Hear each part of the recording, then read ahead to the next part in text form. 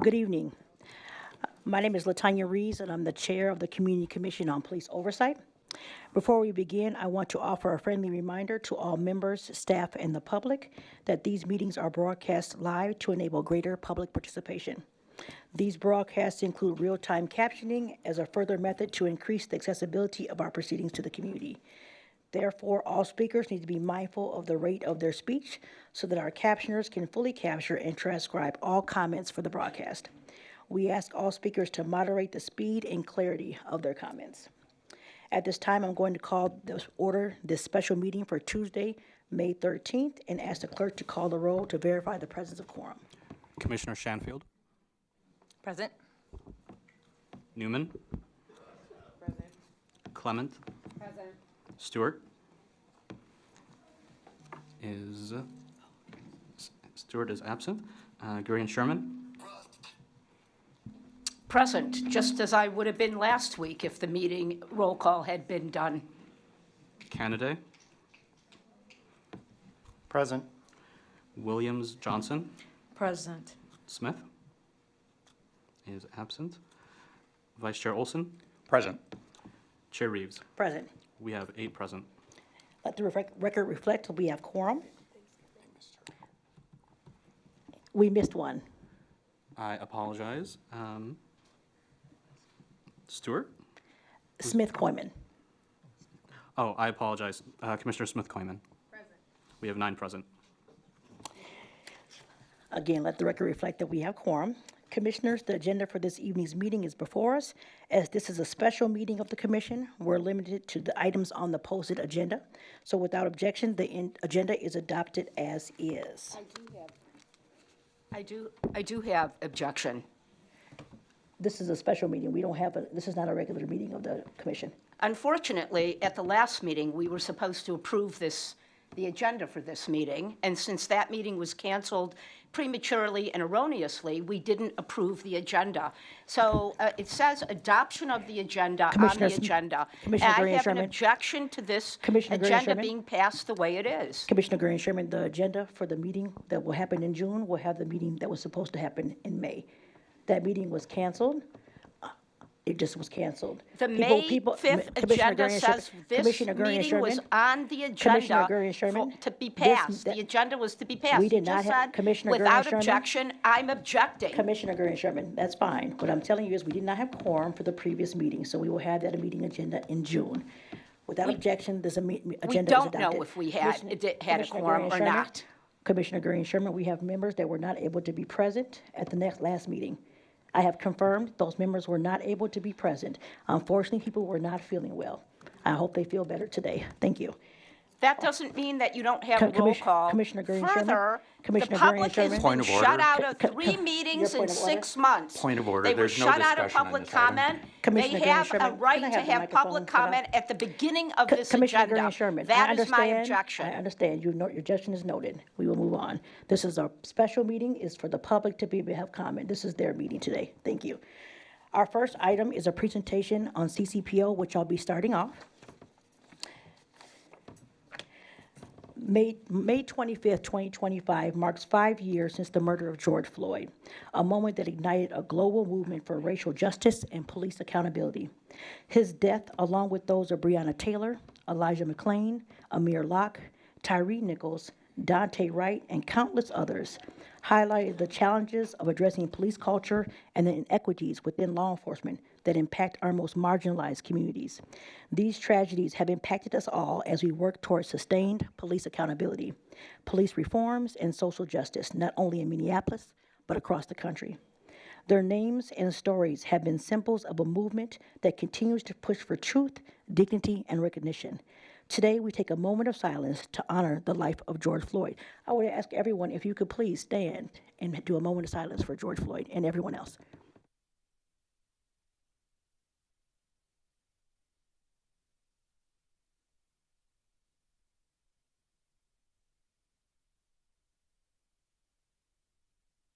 I appreciate it. Thank you. We are unable to show the presentation on this screen, so you would need to look to the side screens if you would like to see the presentation. The Community Commission on Police Oversight is made up of 15 members, 13 appointed by the City Council, and 2 by the Mayor. The commission elects a chair and a vice chair at its first regular meeting. These officers help plan, organize, and coordinate the work of the commission on behalf of its members. While the CCPO is required to meet only 8 times a year, we ought to meet more frequently. We are committed to ensuring the CCPO stays informed and utilizes all avenues of influence. The CCPO also operates 2 standing committees: Police Policy Research and Recommendations, otherwise known as PPRR, and the Community Engagement Committee, otherwise known as CEC. Both committees meet monthly and are also subject to Minnesota's open meeting law. In addition to CCPO and committee meetings, we also host an annual public hearing to gather community input on police department policies, practices, rules, and special orders. We are emerging from our infancy and will continue to brainstorm how to foster community input. Commissioners commit time not only to meetings, but also to ongoing training, including but not limited to Minnesota data practices, implicit bias, and ethics. These trainings help commissioners stay informed and effective in their oversight role. This slide outlines the core responsibilities of the CCPO, but the commission see this as just a starting point. Our commitment goes beyond what is detailed here. On this side of the functions of the CCPO, we have 3 core functions. We serve on panels to review investigations of police officer misconduct. We provide a public forum for community engagement in police oversight. And we make recommendations to the mayor, the city council, and the police chief. Previously, there was a joint supervisor oversight structure for the Minneapolis Police Department. However, per the MDHR settlement agreement, the city will eliminate the joint supervisor structure between MPD's internal affairs and the Office of Police Conduct Review, so that each exercise decision-making authority independent of each other and other over whether to dismiss or investigate any police misconduct complaint within its respective jurisdiction and the scope of any such investigation. The oversight structure of the Minneapolis Police Department is made up of 3 entities: Internal Affairs, who handles the internal compliance and complaints and is housed within MPD; the Office of Police Conduct Review, which is known as OPCR, who handles external complaints and is housed within the Civil Rights Department; and the City Auditor, who has jurisdiction over the City Council and over each board, commission, committee, department, officer, employee, and other agency or agent who must cooperate with any audit or inquiry and furnish any information that the auditor requests. The CCPO comes in at stage 3 of the complaint lifecycle. Depending on the source of the complaint, it is initially handled either by Internal Affairs or the Office of Police Conduct Review. Each complaint undergoes a thorough investigation. Once the investigation is complete, the case goes to the review panel, who then makes a recommendation to the police chief on whether the allegations of misconduct are sustained. The review panel process aims to provide a fair and thorough examination of police misconduct complaints involving both civilian oversight and internal police review to maintain public trust and integrity in law enforcement. Each review panel consists of 5 members. 2 are police officers with the ranks of lieutenant or higher, and 3 are civilian from the Community Commission on Police Oversight. Due to a recent ordinance change, members of the Minneapolis Commission on Civil Rights who have satisfied the eligibility and training requirements can sit on review panels through the end of 2025. This will provide additional resources and bandwidth to work through these cases. In 2024, the CCPO reviewed 19 cases, largely towards the second half of the year when staff was added to OPCR. In 2025, with even more staff support and experience in reviewing cases, we've already reviewed 28 cases in the first 5 months, showing increasing steadily progress. Sitting on review panels is one of the key functions of the CCPO commissioners and ensures there is adequate community oversight on policing. Cases do vary significantly. Some may involve a single officer with 3 allegations, while others may include 10 officers, each with multiple allegations. The review panel is assigned a case at least 7 business days before the panel review session. Reviewing a case file can take up to 5 hours, depending on its complexity, though some cases have required significantly more time. Panel deliberation can take up to 2 hours per case. For the 24 cases reviewed so far, each panelist has contributed at least 72 hours of work. The recruitment process was initiated to fill the following vacant seats that were vacated prior to the end of their term: 1, 7, 11, and 12. The following seats whose terms will end May 31st, 2025 include 2, 3, 6, 9, and 14. If you'd like to be a part of the CCPO, we are seeking applicants from Ward 9 to join us. Ward 9 includes Central, Cochrane, East Phillips, Midtown Phillips, Howe, Longfellow, and Powderhorn Park. Applicants will remain open until May 18th. You can access the application with the QR code on the screen.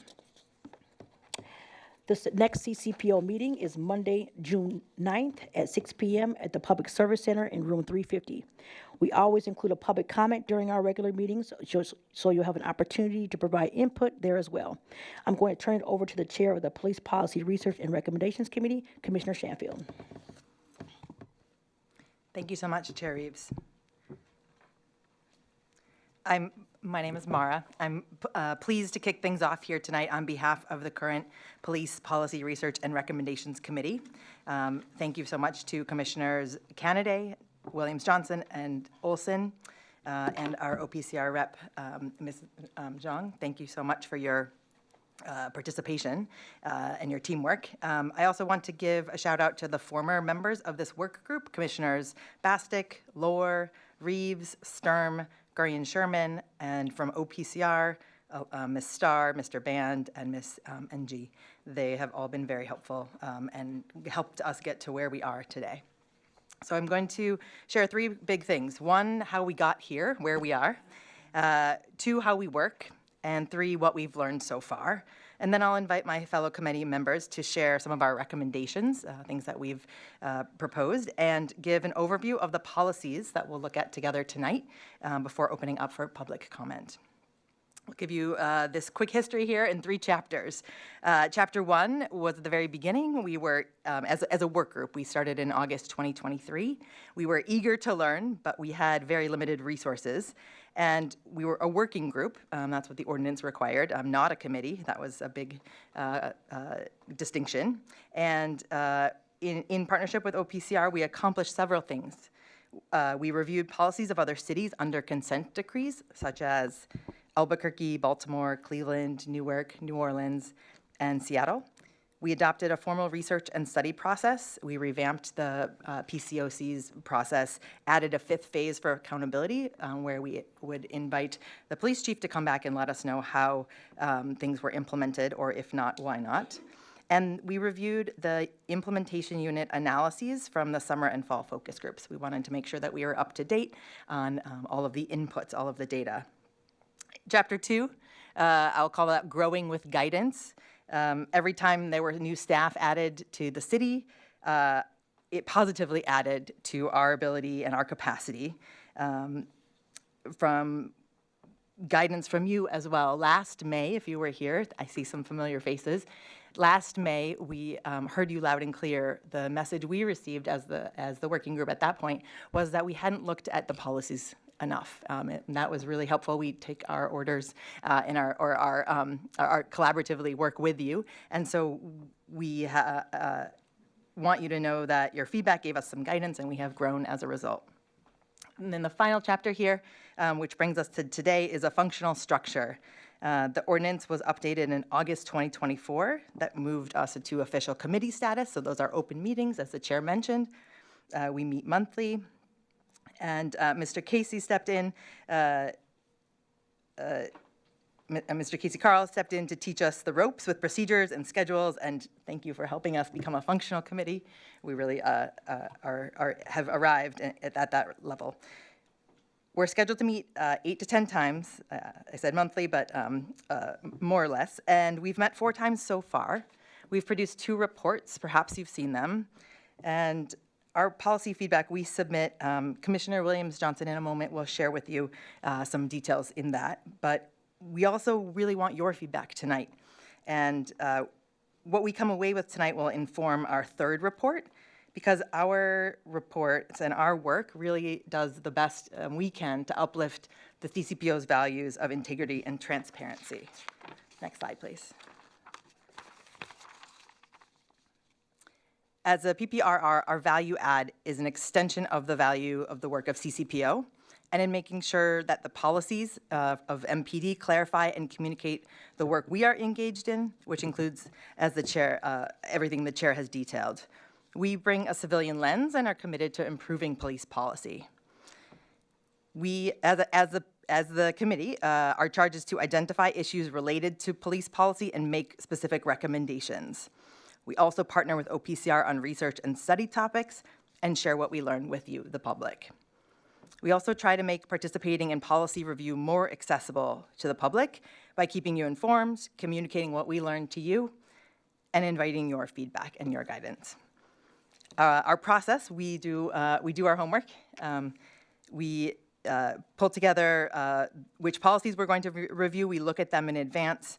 And then we use a lightweight protocol during our meetings to give time to review the policies, to each provide our noticings, our wonderings, and then clarify what kinds of recommendations we'd like to put on paper and come to agreement about. We bring our recommendations to this full body of CCPO. We make any revisions, and we submit the feedback to MPD, Implementation Unit. In addition to our partners at OPCR, we've had the participation of the city attorney and the MPD implementation unit and the clerk. We appreciate your support in making these meetings happen, and your partnership is invaluable. So to maximize our input, we looked at a variety of policies. Some had been reviewed, some were in draft, some are too long, some are too short.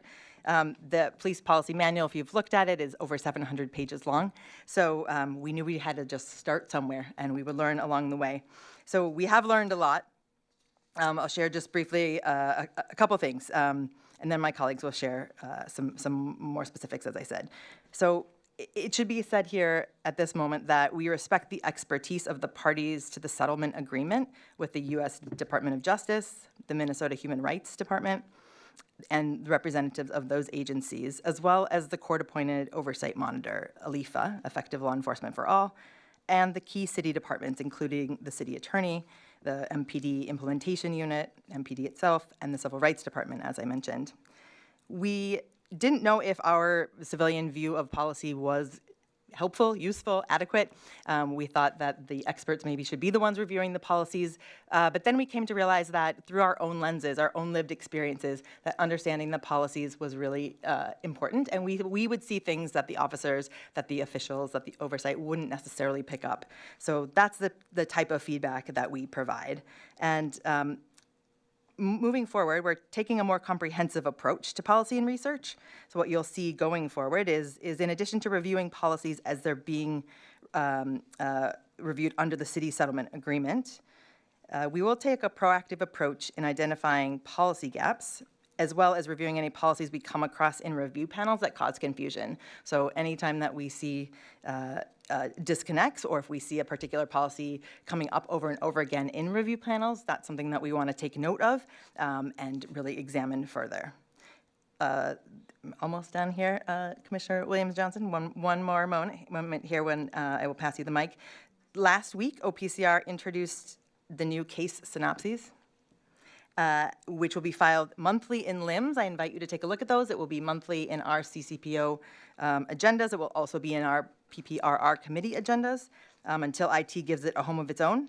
And we plan to use this deeply in our PPRR meetings to track trends and explore any policies that may be worded unclearly or need additional support. So thank you in advance for your participation tonight. We're looking forward to hearing your feedback on the policies, and I'll pass the mic to Commissioner Williams-Johnson.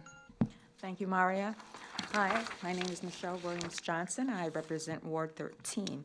So far, our committee, we have reviewed 17 policies within 5 categories, and the categories are accountability, body-worn cameras, recruitment and training, stop, seizures and arrests, and use of force. Next slide, please. Okay. And the themes from our recommendations, as you can see, policies should provide clear and concise expectations. As the public, we expect our interactions with officers to be courteous, and we aim to strike a balance between policies that are too broad, making accountability difficult as to really concise that. We ask the public, if you have a policy or a policy question, please reach out to the commissioner that represents your ward, and they will contact us, and we can look at that policy and see what could be changed or needed or added. And with that, I invite Commissioner Paul. Sure. I'm Paul Olson, Vice Chair and member of the committee that does the policy review. And I want to call to your attention two policies. One is Policy 5-104, which concerns non-discriminatory policing. The other is 6-109, which concerns procedural justice and professional policing. Those, I believe there were copies available for people's review here. The committee has, we're presenting these policies tonight because they are still in the review process. They're in draft form. They're actively being worked on by the implementation team and others. And our committee has reviewed them and studied them. And there is still time for the public to add their comments and thoughts on these two policies. And we will, of course, take any thoughts you have on that tonight. Our next steps on these two policies are to bring our recommendations to the full commission on June 9th, where we hope the commission will make a decision on what final recommendations we'll give to the police department. Now, let me turn to the non-discriminatory policing policy. The basics of that policy are as follows. 1, every police officer shall perform their duties in a fair and effective manner. 2, discrimination on the basis of protected class is prohibited. And 3, officers may not use language or take actions to taunt or denigrate a person, including using racist or otherwise derogatory language. There's a lot more in this policy that we won't go into detail on. We thought as a committee that the policy was a good step forward. It was well designed, well drafted, and our comments will be relatively minor. Among the other things, this policy prohibits all forms of racial profiling. It establishes duties to intervene and report when an officer observes another officer engaging in any discriminatory conduct. And it requires supervisors to help implement the policy by both training the officers and observing and enforcing the non-discrimination policy. The second policy we reviewed relates to procedural justice. That policy seeks to build and enhance public trust by ensuring that police officers treat people with fairness. Not everybody, including myself, is tremendously familiar with the concepts of procedural justice, but it is based on 4 pillars. Those are, at MPD, those are voice, neutrality, respect, and trustworthiness. Voice means actively listening to people who are interacting with police officers. Give them their voice. Neutrality means that officers should be fair in their interactions. Respect requires officers to treat people with professionalism, understanding, and transparency. Actually, that is trustworthiness. And respect requires treating people with dignity. The policy has guidelines for officers as they interact with the public. The committee supports this policy and really appreciates the work of Alifa and the implementation team in drafting a step forward in procedural justice. One final reminder that the city is still taking comments on these policies, and anyone can add their thoughts speaking at this hearing, using the policy review website that's linked by that QR code, or just about any other way you want to communicate, including email. Next, I will turn it over to Commissioner Canaday. Good evening, everybody. My name is James Canaday from Ward 10. I'm going to give a brief overview of the final policy we're going to highlight tonight that, as it was true with the two that Commissioner Olson just spoke of, is currently under review. Policy 9-100 is titled Citations and Arrests. The policy is approximately 25 pages and covers a number of the details concerning arrests and how they're carried out and things that are prohibited. Just to name a couple of the sections here to give you an idea of the topics covered. We've got a citations and arrest policy, booking authorization and procedures, handcuffing and transportation of arrestees, and police authority and immigration matters. One section to particularly bring to your attention that in the committee's discussion of the policy we found important was there's a significantly expanded section called supervisory review of arrests and citations. And I would summarize it as a detailed section requiring both specific actions and timelines for supervisory review. And has been mentioned in multiple contexts. Those of us who sit on review panels hear the problems that come up, but we can't speak about them because the details of the complaints that are submitted are confidential. We now have the summaries that are going to help us to publicize what is covered in those panels, but this is an expansion of supervisory review, which I think is a positive development.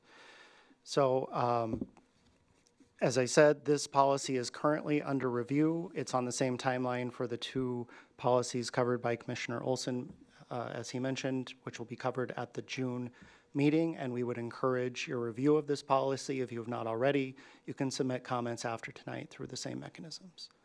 And I will turn it back to Commissioner Shanfield. Thank you. So just a couple logistics. In a moment, we will open up the floor for public comment. We hope you will share what is on your heart and your mind regarding these policies that Commissioners Olson and Canaday so eloquently discussed: non-discriminatory policing, procedural justice, and citations and arrest. The MPD Implementation Unit and City Attorney have verified that they are required to accept feedback on an ongoing basis on the police policies, which will be reviewed and updated regularly. So if any civilian or party would like to provide input at any time, they may. We've alluded to these, and I just want to make sure you have access and all of the right information. You can go to the website. That QR code will also take you there. You can also email. The one limitation of that approach is that the limitation for typing in the blanks is 500 words. So if you have more than 500 words to say, I would recommend just emailing your recommendations right to the email address there, policepolicyfeedback@minneapolismn.gov. And then we also wanted to share one other way to get involved. You might have seen this, but the City of Minneapolis is seeking applicants to join the Safe and Thriving Communities Work Group. Members will provide community feedback as the city develops the community safety ecosystem. This is built on the Safe and Thriving Communities Plan by Dr. Antonio Oftali, identifying gaps, advising on policies and budget, and offering feedback. The group will also be instrumental in creating community engagement opportunities, so we will work closely with them. And the applications are open through May 18th, so if you'd like to lend your hand, please take advantage of the opportunities. So much like us, if what brought you here tonight is police accountability, transparency, integrity, collaboration, you are in good company. We are all here for that reason. We are civilians. You are civilians. We are here to work together. Your voice really matters. And in particular, we want to know what you think about these policies. We will be in listen-only mode. We have been instructed to do that tonight. So if you see us taking notes or writing things down, that is why. We are listening deeply and intently, and that is what we are instructed to do. We're not going to be responding. So please know that it's not a conversation. But we are really delighted to have this opportunity to listen and to share the platform that we have as commissioners with the public. We'd really like to hear your thoughts. So with that, I'll turn it back to the chair. Thank you very much. Are there any questions from commissioners? Commissioner Green Sherman? Thank you. Thank you to fellow commissioners for the presentations. I do want to say at the last CCPO community engagement meeting, we did discuss the need to make sure that people at this meeting know that there are quite a number of enumerated powers for the CCPO that they may undertake. There's no way a commission of ours can undertake them all in the same year. They go from investigating retaliation to processes for training, recommendations for the police contract, and recommendations for the annual performance review of the police chief. And that is one that the CCPO has decided to take on. So as you deliver your public comment tonight, you certainly can comment on that as well. I'm a little concerned that we didn't have a presentation on that or all the enumerated powers in the CCPO, but you can look up the ordinance, and now you know that's on the table. I'd also just like to ask, as we do at all the meetings, if the staff from the OPCR, from the police department, civil rights division, if they could give us their names, their titles, and which entity that they're with. I think it would be very helpful for the public to know who they're addressing, in addition to those of us on the CCPO.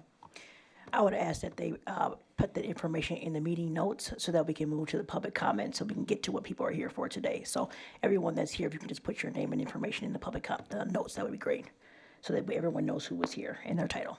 Thank you. Can we have people introduce themselves? So I'm seeing heads nodding. People don't know later on. They would like to see who the people are that they're going to be addressing during public comment. It takes a minute. We just went through all the presentations. Surely we can have transparency and have people stand up, give their names. They can sit down and do it, their names, their titles, and their agencies. Is this what you all want to see? Yes, please. Public has I would spoken. oppose that suggestion. We don't ask anybody to stand and identify themselves in coming to this meeting, and there's no reason to expose our staff to possible negative emails, messages, and that sort of thing. What, we do this every meeting. We have the staff Everyone. introduce themselves. Is this the Commissioner- level of Commissioner trust or Gurney-Sherman? mistrust you have of the public Commissioner that they'll Gurney-Sherman? retaliate against people? Commissioner What are you Gurney-Sherman? saying? Commissioner Gurney-Sherman, I would ask you to, one moment. I would ask that the staff be able to, if they speak tonight, to identify themselves, as we ask everyone else to do, but we ask to put it in the minutes so that we can move the meeting forward. But if you speak tonight, please identify yourself so the public knows who they are speaking to. But you're speaking to us in the public comment, you're not speaking to staff. So I just want to make sure that we move the meeting forward. Thank you. Are there any other questions? Unbelievable. Okay, seeing no discussion, I'll direct the clerk to receive and file that report. We're now up to the public hearing. Our next item, we're going to address the commission as part of our tonight's hearing. Please note that we'll be taking speakers in the order that they have registered. Speakers can register with the clerks at the table outside in the hallway. Every speaker has an assigned number. We will be calling speakers by number and name. Please make sure to register before speaking, and we have translation services available in Somali, Oromo, and Spanish. And please let staff know if you'll be needing that for the meeting. Each registered speaker will be given 2 minutes to speak. We have a timer available to help speakers monitor the use of their time. We ask that you wrap up your comments when your time has expired so that you can be respectful of all members of the public today. We also ask that everyone be respectful of all speakers and of all opinions offered. Any speaker needing translation service, again, has about 4 minutes instead of 2 minutes to make sure they have enough time to ask their questions or say their comments. If you have written comments or materials to submit, please give those to the clerk at the registration table to be included for the public record. We have also printed comment forms available at the registration table if you'd like to submit a comment on this proposal and have that included in the public record. With that, we're going to open the public hearing. So far, we have 10 speakers registered for tonight's meeting. I will ask speakers to groups of 5 by their registered number. Our first 5 speakers is number 1, Dave Bicking. Number 2, Andrew Cloyce, thank you. 3, Michelle Gross. 4, Noah Schumacher, apologies if I got that wrong. And 5, Loretta Van Pelt. Please come up to the podium.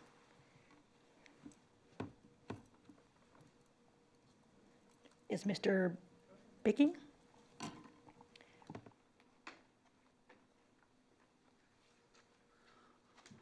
My name is Dave Bicking, Ward 8, and I work with Communities United Against Police Brutality, or CUAPB. I've come here to ask you some questions, but you tell us you won't answer them, which is pretty typical. So they're not rhetorical questions. Why did you choose these particular 3 policies? They're out of date. I mean, it's way past the original deadline for comment, and you've already done your review of these policies. So where do our comments go, and how do they fit in, and who do our comments go to?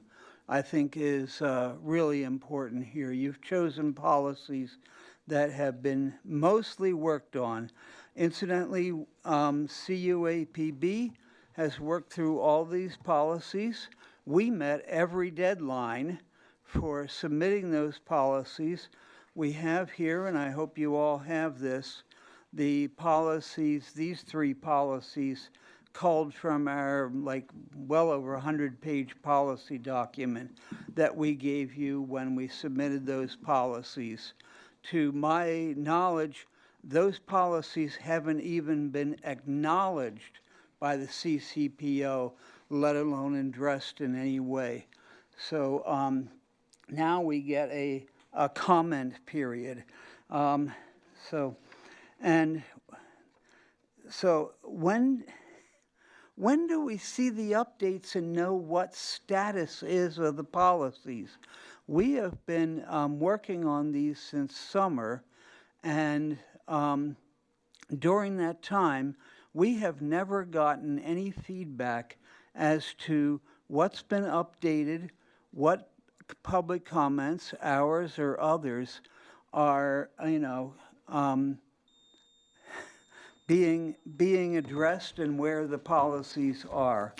So I think we Thank need you, to Mr. see Bickey. those updates, and I want to say that I believe the policies, the text of them, Mr. Bickey, I'm sorry, your came time has out with the expired. agenda this morning Okay. for people to look at 34 pages during their workday.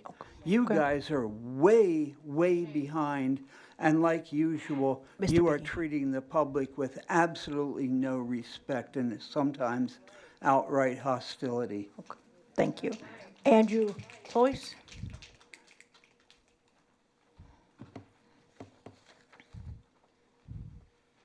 Hello, Andrew Kleiss. The Minneapolis Police Implementation Team had community meetings where they reviewed the 3 categories of policies being revised and were soliciting community feedback.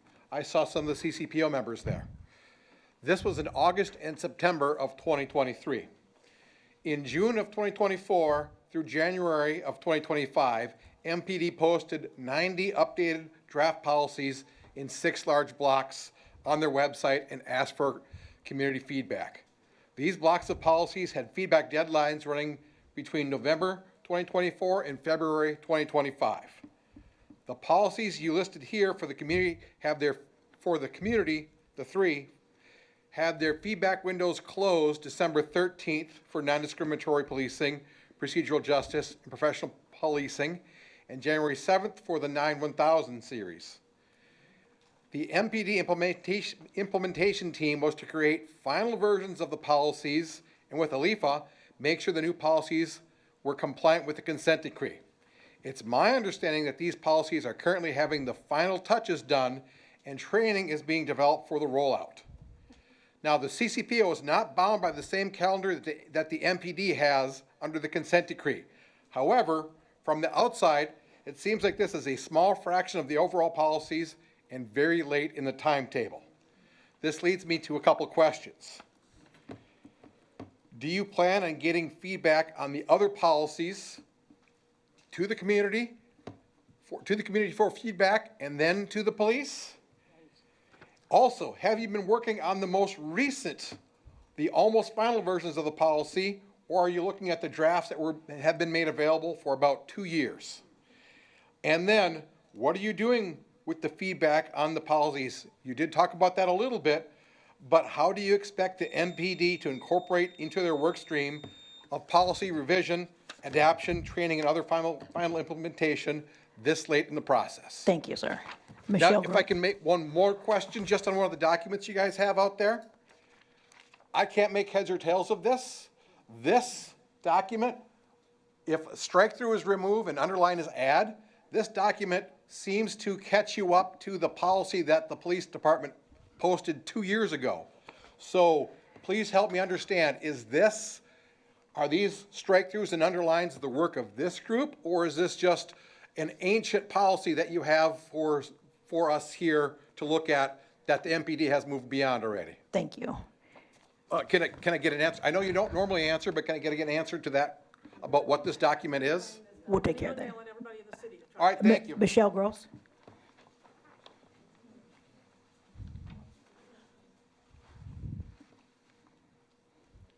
Good evening. My name is Michelle Gross. I'm president of Communities United Against Police Brutality. I live in North Minneapolis.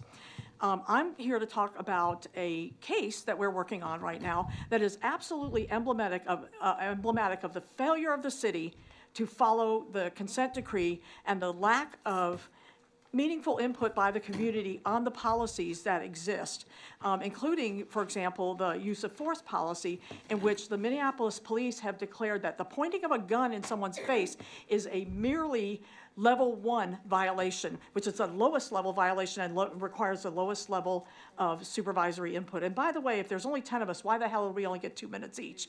That is completely ridiculous.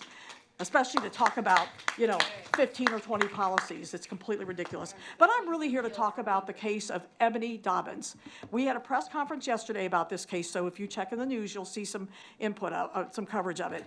Ms. Dobbins and her 3 young children live in a house in North Minneapolis. This is a single mom with 3 children, and she works 2 jobs. So this is a very tired mama. On March 25th, which was a weekday, I believe a Wednesday night, she and her children were sleeping at about 1 something a.m.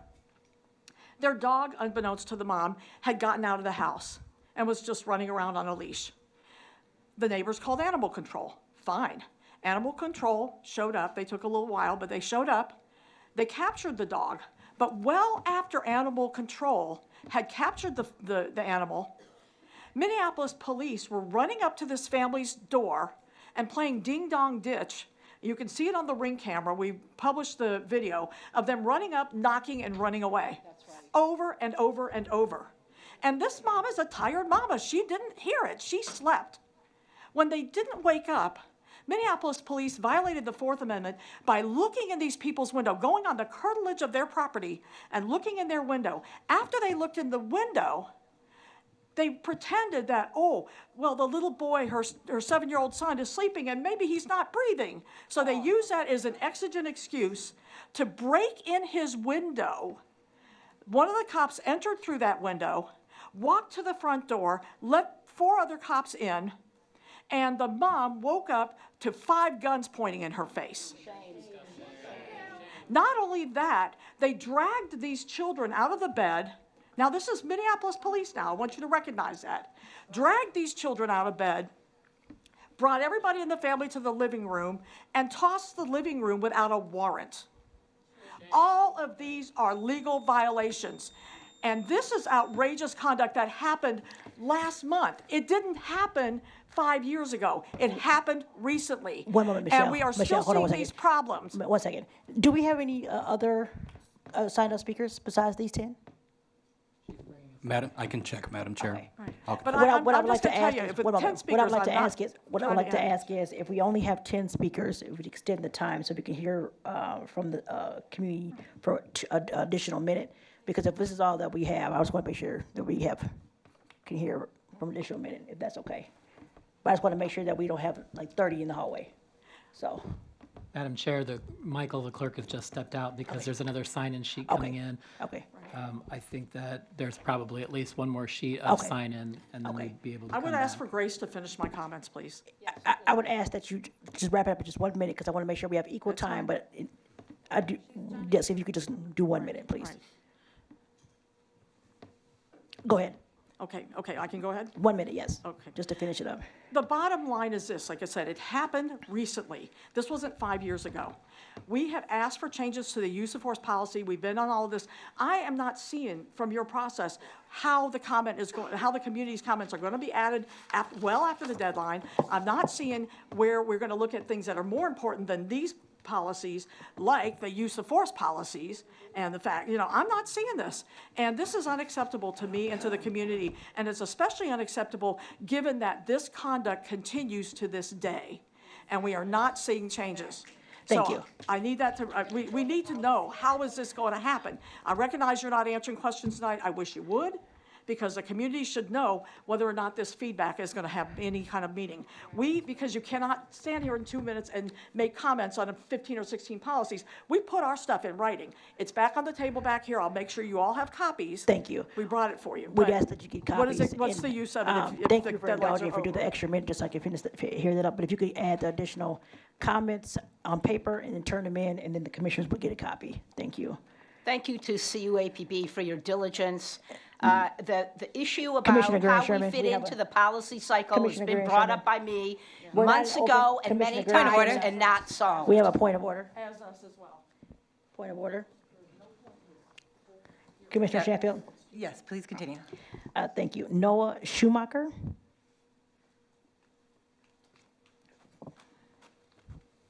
Good evening. My name is Noah, and I live in Ward 4. I'm an organizer with the Twin Cities Coalition for Justice, also known as TCC for J.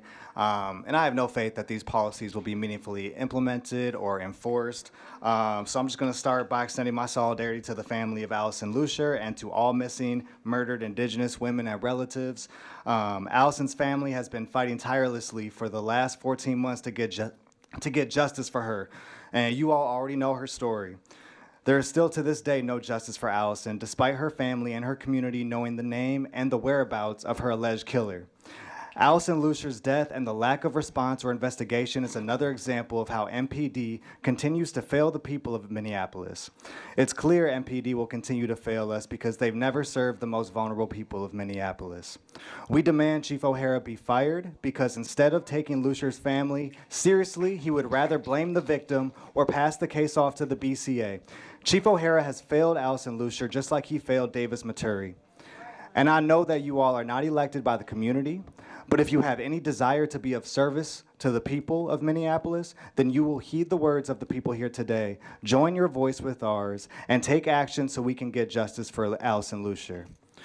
We know you don't have the power to hold police accountable for harmful action or inaction, but you do have the power to recommend action be taken. And maybe your words will hold some weight with the mayor or the elected official who appointed you to the CCPO. If the CCPO is serious about police accountability and oversight, then support our initiative, the Twin City Coalition for Justice's initiative for an all-elected Civilian Police Accountability Commission. We need to do away with this toothless CCPO and have a new governing body that actually has the power and the will to serve the people of Minneapolis. We need an entirely new governing body with real political power over MPD, a commission that's made up of elected community members who can actually enforce meaningful police accountability. So we demand community control now, justice for Allison Lucier, and justice for all stolen lives. Thank you. Loretta Van Pelt. I hope I said that right, I'm sorry.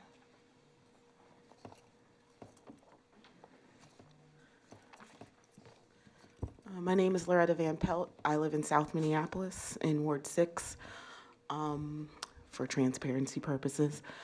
Violence has unjustly plagued the Native community for far too long, and has left many families searching for justice, one of which is the grieving family of Allison Lucier.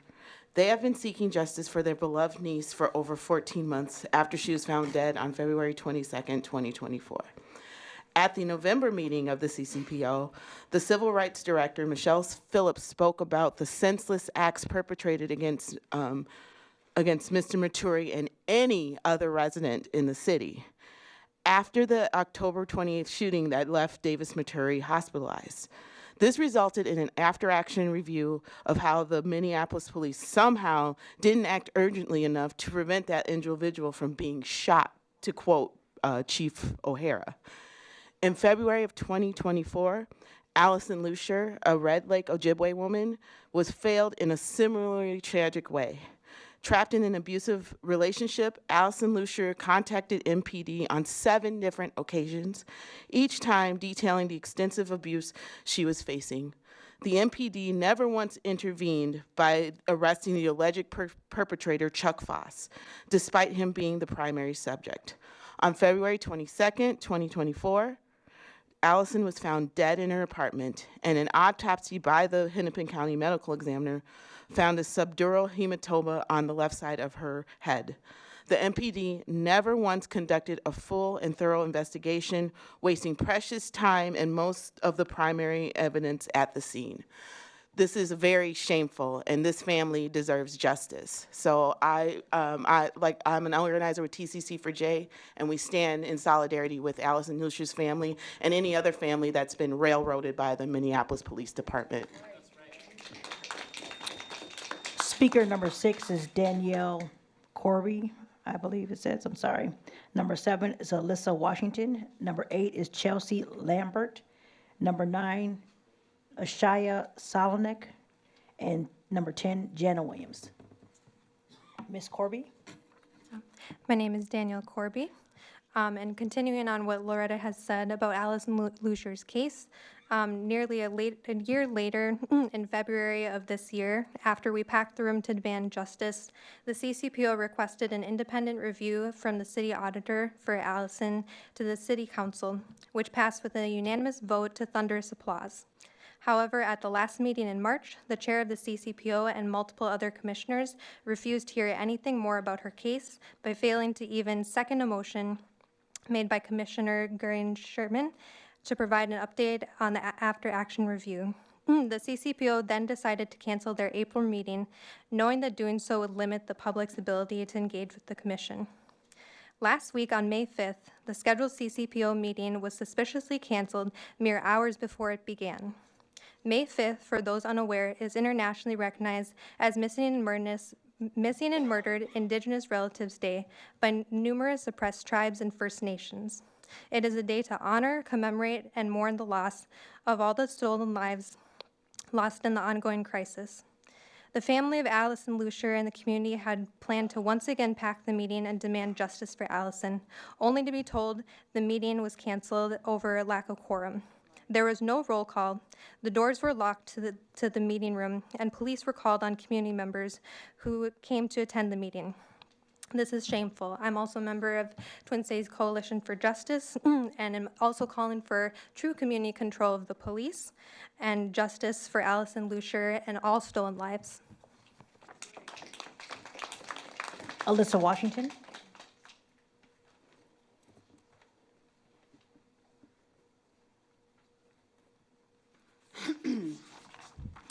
I'm Alyssa Washington. I'm the founder of the Wrongfully Incarcerated and Over-Sentenced Families Council Minnesota.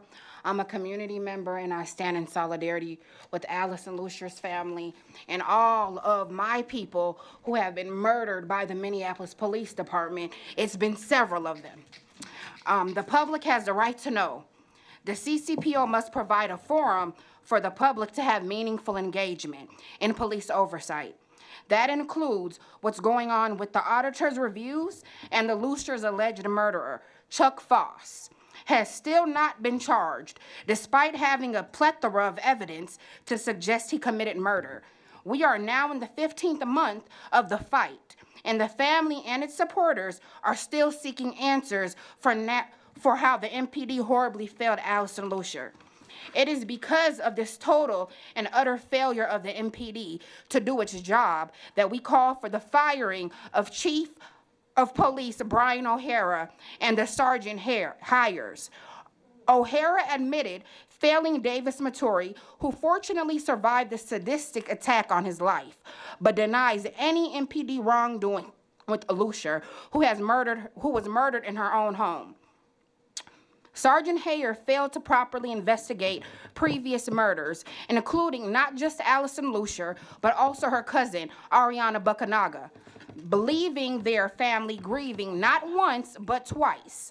Furthermore, when public pressure grew after we packed the February meeting of the commission, Chief O'Hara and a public press conference falsely painted Allison's death as an overdose. Shame.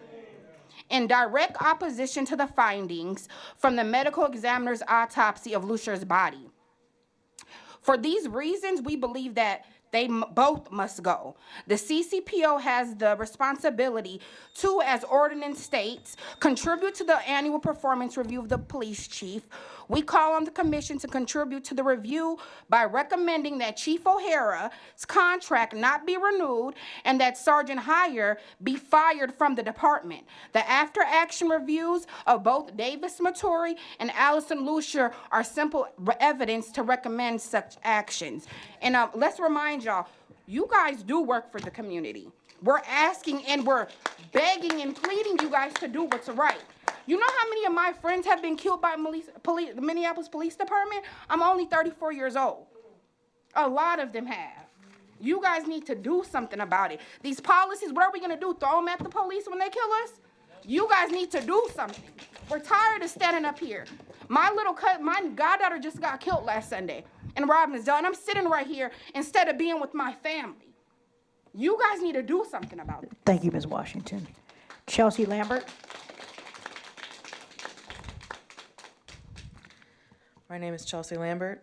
We came together here today not only to demand justice for one woman alone, but as part of the fight against the ongoing missing and murdered Indigenous women and relatives crisis.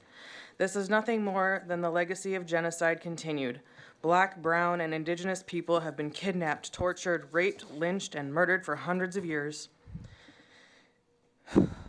Indigenous relatives make up only 1% of Minnesota's population, but are 10% of missing and murdered cases. Nearly the highest rate of any other population. In 2024 alone, there were 716 missing Indigenous persons cases in the state of Minnesota. Nearly 2 weeks ago, the Minneapolis Native community was struck by tragedy when a mass shooting left 4 people dead, and the community heartbroken and devastated. These are not isolated incidents. The common denominator between the grisly and deadly attacks perpetuated by John Swank, Chuck Foss, and James Ortley is the failure of the MPD and the HCAO to charge and convict people who commit violence against Black, brown, and Indigenous people. When the police and other public officials purposely fail them, we see it as nothing more than complicity in the ongoing legacy of genocide of Indigenous people in Minnesota case. It is not our demand, but our expectation that the CCPO do its part in combating the missing and murdered Indigenous women and relatives crisis by holding their meeting as scheduled, inform the public on the after-action review, hold the police accountable, and demand justice for Allison. Justice is our demand. No peace on stolen land. Justice is our demand. No more stolen sisters on stolen land. Thank you. Thank you. Is it Ashaya Salonek?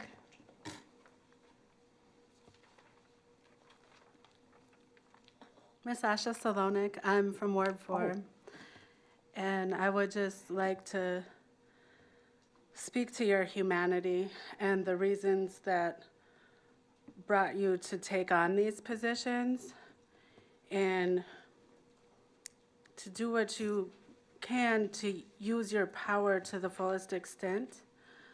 I'm imploring you to use that to hold Chief O'Hara accountable for his gross negligence and failing to investigate Chuck Foss when there was an extensive history of abuse that they failed. They had 2 opportunities to arrest him.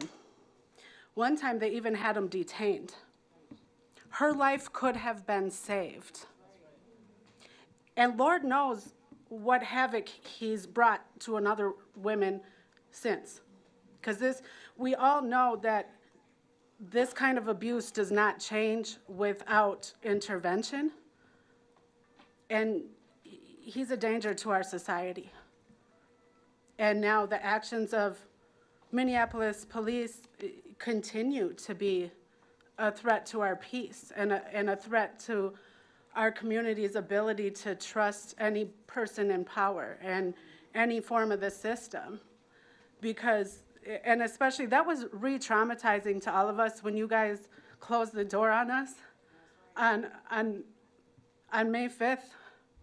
That was really hurtful to all of us that showed up.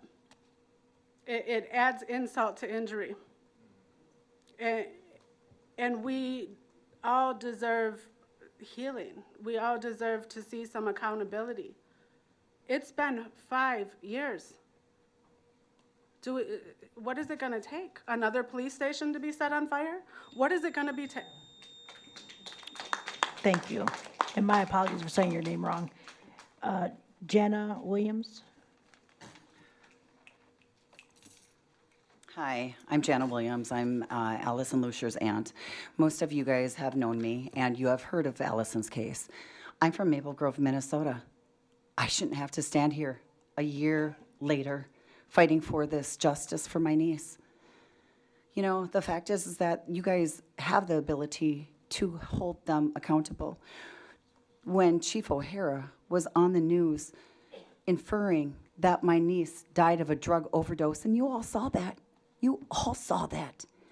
And you know what? Your own medical examiner is discounting him and saying, absolutely, did she not die of a drug overdose? She died of a subdural hematoma. You know, they sent that up for charging. Now we have Hennepin County Attorney's Office. They both believe that Chuck Foss killed Allison Luciar. I am not a pawn in their game. I should not be. Allison's death should not be a pawn between Minneapolis PD and Hennepin County Attorney. This is sick. And you know what? On top of all of this, you know, Chief O'Hara refused to actually do an investigation into this death, into this murder. But yet, as soon as that story came out with the Star and Tribune, as soon as that story came out, what happened with him? You know what he did? He opened up an internal investigation into his department leak. This is disgusting. What the hell is happening here in Minneapolis? This is what you are here to hold him accountable for. Yes, he should be fired. He went on TV when your own medical examiner is saying she did not die of a subdural hematoma. First of all, and I also do want to thank both of you, Commissioner Reeves and Commissioner Smith, right, over there, for wearing red. Because wearing red means that you're honoring missing and murdered Indigenous women. You know what I want to really do talk about here is this Police Policy 5104, all right? I know you guys all know about Allison's case, but the problem with this Police Policy 5104, you're not taking into account the implicit bias that when Minneapolis PD shows up to cases such as Allison Luciar, such as Davis Maturi, they simply look the other way and don't do their job. This is what happened in this case. So I'm going to call on all of you guys. You know what? This pendulum, you know what? Yes, Minneapolis PD, we all know that why we are all sitting here. Because Black, brown, Indigenous people were targeted. Racial profiling. This has happened since the beginning of time. Now what you are doing and what everybody is doing is saying, okay, well, we're going to do it this way. And so now, predators are left on our streets to kill in masses. This is what just happened in South Minneapolis 2 weeks ago. That predator should never have been on the streets in the first place. He should have been not locked up behind bars. He should have been underneath the jail. He murdered 4 of my people 2 weeks ago. How many of us are standing here? You know, this is an issue. I'm not a political pawn. Allison's case should not be this ping pong ball between Minneapolis PD, Chief O'Hara, and Mary Moriarty. Somebody needs to hold them accountable. Thank you. Thank you. Thank you. So we have a few more speakers on the list. Is it Jay Yates? Number 11. I'm sorry, is it Darlene Scott? Okay. Jay. Yeah, my name is Jay Yates. I'm with the Twin Cities Coalition for Justice. And from the moment that the CPO was announced in 2023, I knew it would be used to pacify the people of Minneapolis, who have made it abundantly clear that we want real changes made to the oversight and discipline process for MPD. But instead of staffing changes to remove those with records of abuse like Derek Chauvin, instead of an end to inhumane encampment sweeps that endanger and target Black and Brown and Native community members, instead of an end to qualified immunity, instead of reducing MPD's bloated budget and arsenal of military-grade equipment to be unleashed on civilians, we have gotten meetings canceled last minute, absolutely no substantive recommendations to the MPD, including what was just presented, and no accountability for past and present harms visited on us by MPD. After everything the people in this city, particularly Black and Native people, have gone through at the hands of MPD, including the disgusting mishandling of the Davis, Maturi, and Allison Lucier cases, we deserve better than a toothless review board that has done little except to provide a wall of silence for community members to beg to for 2 minutes at a time. You say this committee has become more functional, but while you congratulate yourselves on reports and research, we are still harmed by the Minneapolis Police Department every day. When Black and Native people are targeted by MPD at a rate of 9 and 12 times the rate of white people, respectively, according to the MDHR report, how does a policy protect us if there is no one to enforce it? We need actual civilian review that the police are not free to simply ignore as they have for decades. We deserve community control now, and we needed it yesterday because this body is not good enough. I'm sure that many of you here want to do a good job, and that many of you here actually are invested in real change to the policing in this city, but you have no power to do any of it, and we need a body that can. Thank you. Thank you. Darlene Scott.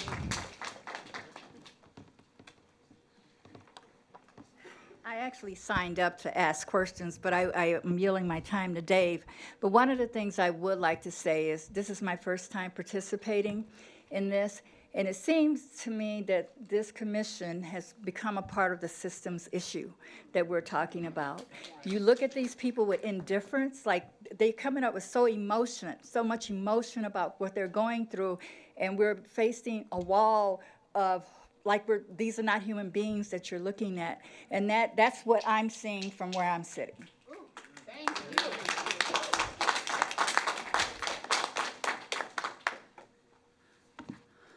She was kind enough to yield some time. I appreciate that. I think, you know, as the agenda was set up to take questions about policy or comments, there's two big reasons why we need good policies. One is that for officers who want to do the job right, the expectations should be clear and they can follow those.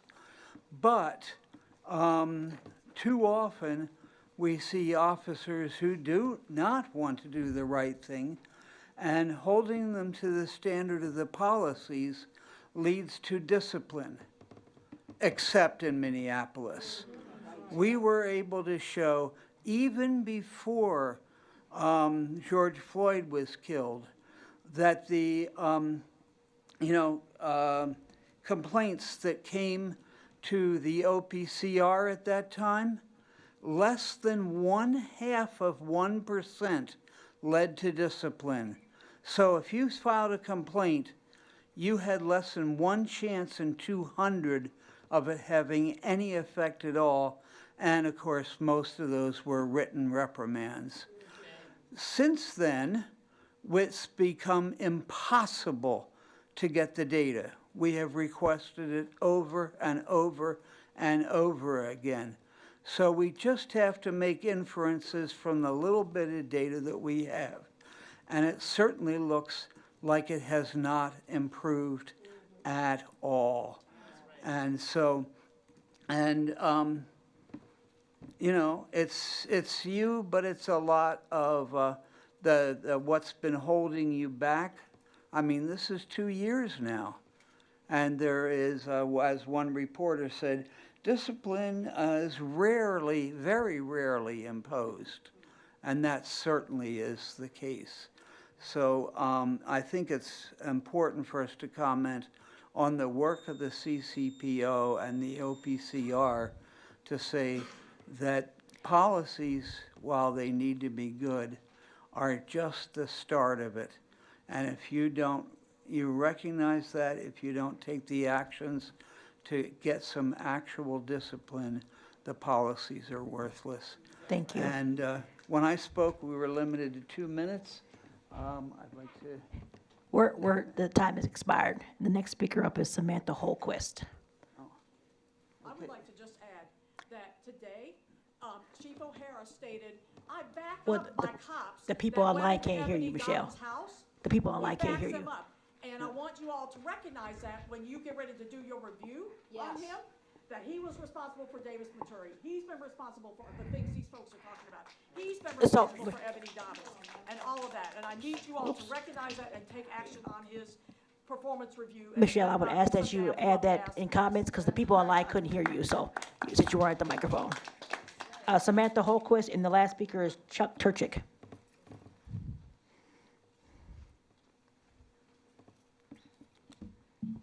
Hi, my name's Samantha Holquist, and I live in Ward 8.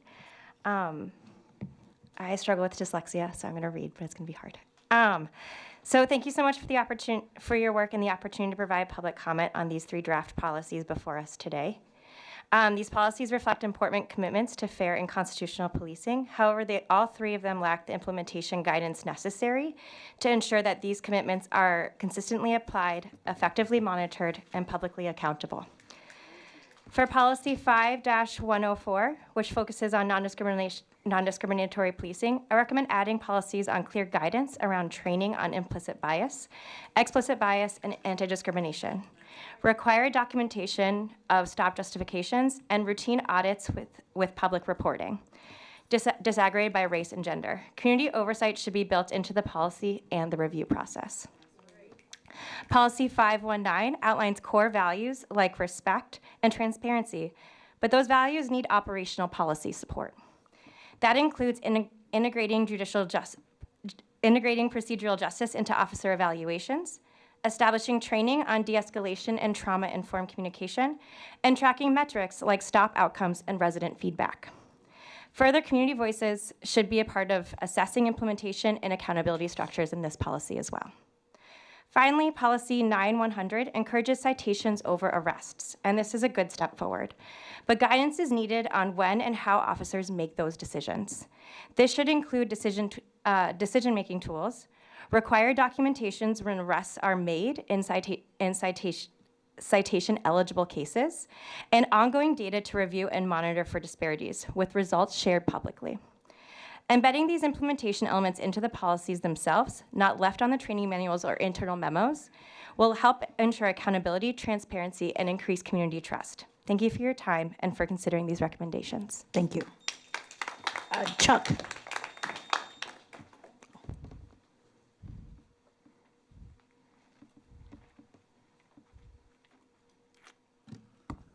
Chuck Turchick, Ward 6. I'm probably in the wrong place. It wouldn't be the first time. Chair Reeves mentioned a bunch of killings at the outset of this meeting.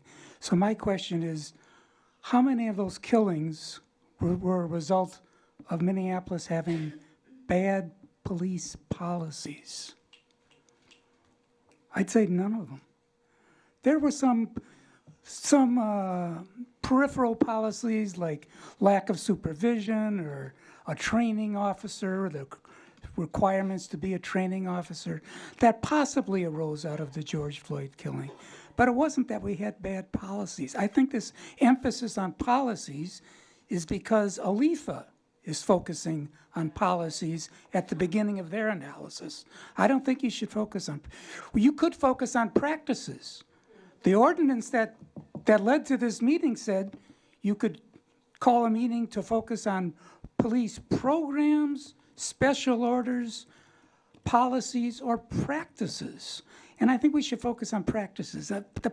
It's not that important whether a policy refers to an officer as an officer an employee, a team member, or a member. I mean, those are some of the changes that the Minneapolis Police Department was making in these policy changes. And ALIFA, of course, is made up of lawyers, you know, and that's how lawyers think. That policies are what makes the difference. It's the enforcement of the policies that makes the difference. And I would suggest that for all of the killings that Chair Reeves mentioned, there ought to be a full-fledged, systematic, extensive, public after-action review. So a few people up here have mentioned after-action reviews. None of those killings had after-action reviews. One of them had a few trials, but trials, evidence rules limit what can be said in a trial. They've never done an after-action review of the killing of George Floyd. That's criminal. Then you'd look at the after-action review and you'd see whether some policies that need to be changed come out of that after-action review. And this has been my complaint for the last 2 years. You have been supposed to be getting anonymized reports on every single complaint that was filed. It took 2 years for the lawless city of Minneapolis, represented by many people in the city attorney's office sitting over there. It took them 2 years to give you 3 anonymized reports of complaints. This was in the ordinance that took effect on April 20th, 2023. Just this month, you got the first 3. You're due over 1,000 of them. You look at the practices of the police officers, and then you can tell what policies need to be changed. You're doing it ass backwards. Thank you, Chuck. I'm sorry I went over my... Do we have any further speakers signed up? Madam Chair, we do not have any more speakers signed up at this time. Okay, that completes the list of registered speakers. With that, I will close this public hearing. I would like to ask that we have another, at least a half hour. We're supposed to go till 8:30. We started at 6:30. We went through 30 minutes of presentation. I'm sure there are people who would like to get up and ask questions. There's nothing that says we cannot have dialogue. It looks like we're trying to retreat from what the public wants to talk about, inform us, and get from us. So I'm making a motion that we continue the meeting till 8:30, and that the members of the public that are here can step up and ask questions, and we can respond if they so desire. This public hearing is closed, but we can have further dialogue once we're closed. I want to thank everyone who participated in this hearing tonight and everyone who spoke or submitted comments. This is the problem. We've completed all the items on the commission and stand adjourned. And we invite anyone. Come up to the microphone. Listen, I know I've already had my time, but you know what? I do want you guys to understand something. I want everybody Use the microphone. Okay, so listen to this. When we're talking about George Floyd. Lost lives, abuse. As a gun, we are trying to change the narrative of this country from warfare to healthfare. We're safe with each other.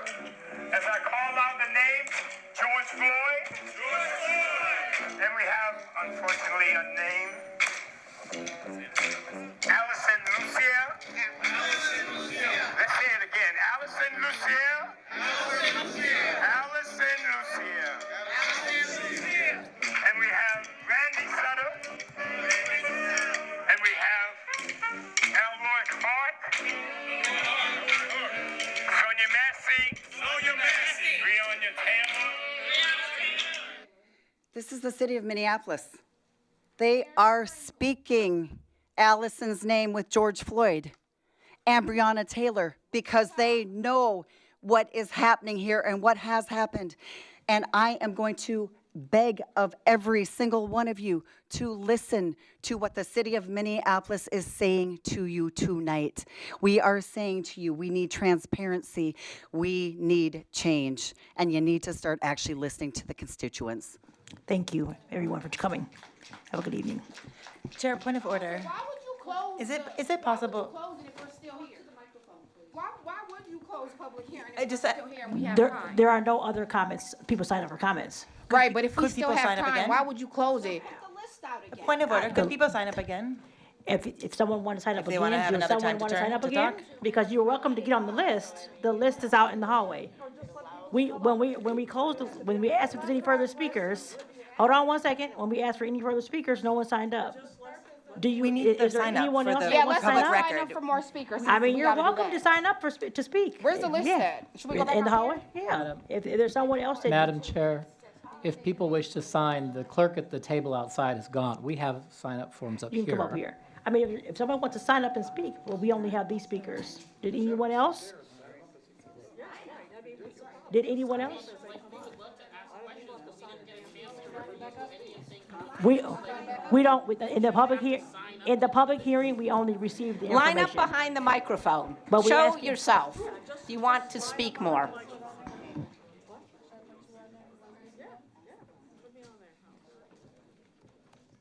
Because I'll speak directly to this policy where that one cop looked right at Ebony Dobbins at 2 o'clock in the morning in her own house and told her, "You're not in charge here. I'm in charge here." So what I will ask is if anyone would like to sign up, since we haven't officially adjourned because the word adjourn was not said yet, if you would like to sign up to still speak, you need to sign up, but then you can line up. But we need to have a motion because we got to the end of public comment. And we're gonna ask for a motion to extend conversation. I would like to for ask us- the community, I would like to ask the community members if there has been an official complaint filed for Ms. Allison. Has there been an official complaint filed for Allison? For what? I'm sorry. Wait a minute. You get to ask questions. Commissioner Green Sherman, But the one public moment. can't ask Commissioner questions and Green get Sherman. answers. Commissioner You Green can put Sherman. somebody on the Commissioner spot for Green that. Sherman. That is so hypocritical. Commissioner Green Sherman. You're putting Miss, Jana Commissioner Williams and Green her Sherman. family in a position of retaliation, just like Miss Commissioner Commissioner. Olson said. Commissioner Green Sherman. Miss Commissioner Green Sherman.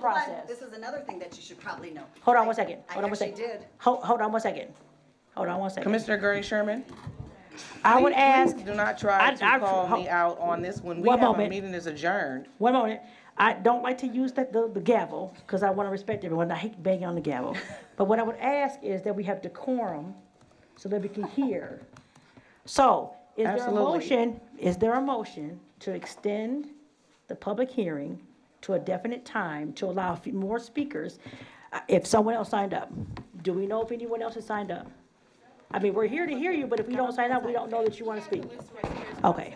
I'd put forth a Yes. motion to go I till motion that we recess for like 2 minutes so that everybody can go sign up who wants to continue speaking, and that we continue the meeting until its set time end at 8:30.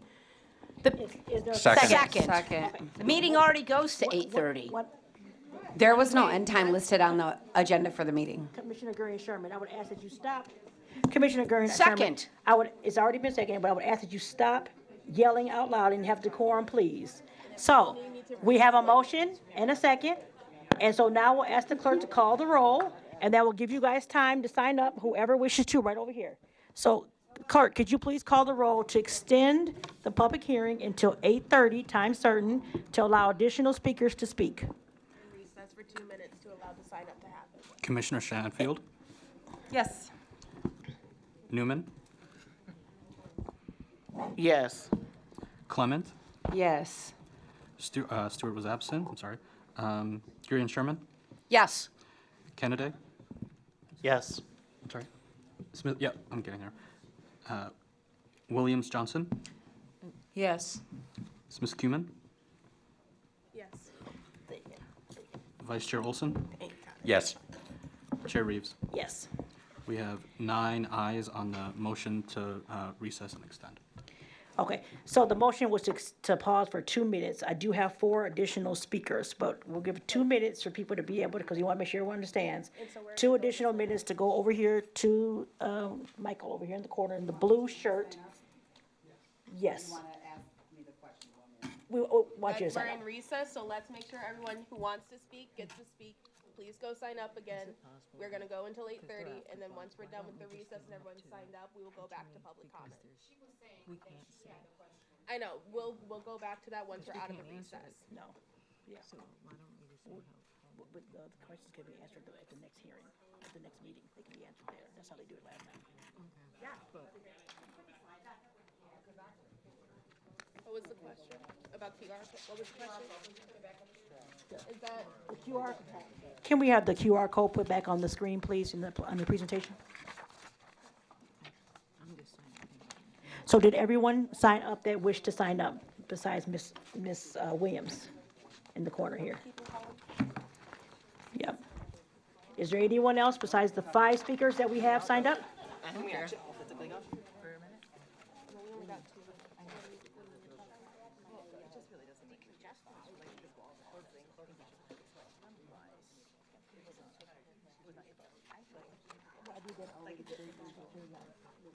I know you did, but that's besides the point. What's happening right now.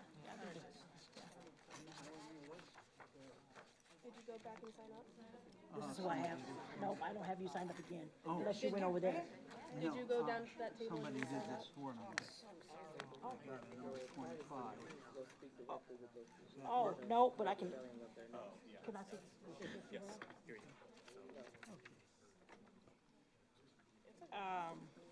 You're, well, they put you, here, I seem to have 2 sheets. I'm gonna Yep, I give, apologize. This is the carbon copy. That's the carbon copy. okay, all right, so you're on there. I'm on. You're on there again, yes. Okay, we're gonna go ahead and get started. We're gonna do a time ending at 8:30, and so it is now 7:57, and we do have a few more speakers. And I'll say them in order. I know there's one name I'm going to butcher, and I apologize because I know I said it wrong the first time. But the first one is Alyssa Washington. And the next one is Ashaya Was it? Aisha? Oh, Aisha, I'm sorry, Aisha. And then Michelle Gross is number 3. Jay Yates is number 4. Andrew is number 5. Miss Washington. Yep. Go ahead. Can we start the timer for 2 minutes, please? We need a moment. Oh. 1 moment, Miss Washington.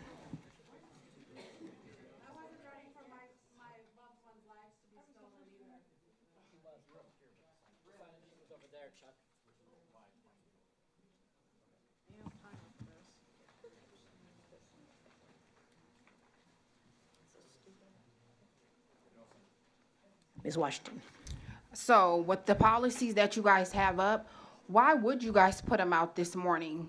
That's not enough time for us. I was at work till 4 o'clock for us to read through it. Why do you guys do things like that? Not give us enough time to look. We'll actually put it out there first to look in time. Could you guys answer that?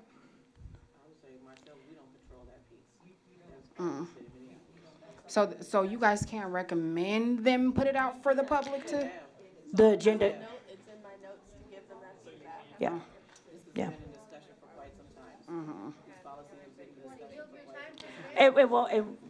I know we don't want to go back and forth, but we are here listening to your questions. Usually what we do is we answer the question that you guys give us at the next meeting so that everyone gets an opportunity to speak.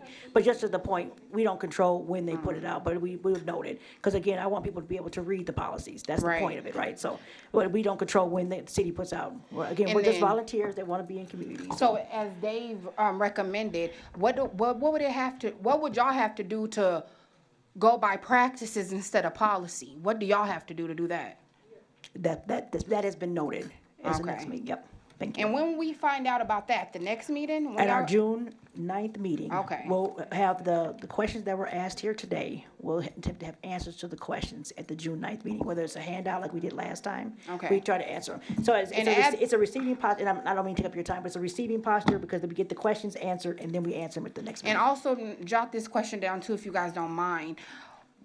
Since there are policies and when the police do not follow them, what's gonna happen after that and when they don't follow the policies? Thank you. Right, they're not already following them, but since there's new policies, yeah, Thank you. yeah. Aisha I know, I'm gonna say this, Solonic. I hate butchering people's names, they do it to me all the time. Aisha Solonic. No, you're missing one. Yeah. Go ahead. Oh, Miss Aisha? So what is it that we can expect from you all as far as a time frame on complaints that you have reviewed? When do we see action on those? Like, I'm a little new to this. Can you explain this procedure to me, please? I'm going to go ahead and answer that question if no one minds. Okay, and so when a complaint comes in, there's a timeline and a process. What is that timeline, please? That timeline, I don't have the exact numbers in my head, but there's still a process. Like Where can I find that? It's on the website. It's All the documents- outlined? Yeah, the timeline's on there. There's number of days here, number of days there, but in terms of the actual discipline, that process has to go through a process as if you were an employee. So you have due process, you get to go through a hearing, you get to, all manner of things if you don't agree with it before it's finally resolved, right? And that's a process that we can't determine how long that process takes. OPCR has a process and timeline, but that grievance process, like unions, there's a grievance process, that process takes as long as it takes. We just can't, so if someone doesn't So take, it because just- again, all workers are supposed to get due process with grievance, I no just matter what wanna employee state- you are. I Yeah. just want to state that for the record, this is re-traumatizing and causing our entire community a lot of angst and unnecessary stress and trauma when there's no resolve. Like, we're doing a lot of talking, we're reviewing a lot of paper, and the procedures aren't being changed. So what needs to be done so that procedures are actually changed and we're retraining angry cops or getting rid of them? You really should speak to your city council member, because they have far more power than what we as a council have. Oh, because I thought that's why this body was established, was for. I didn't hear what.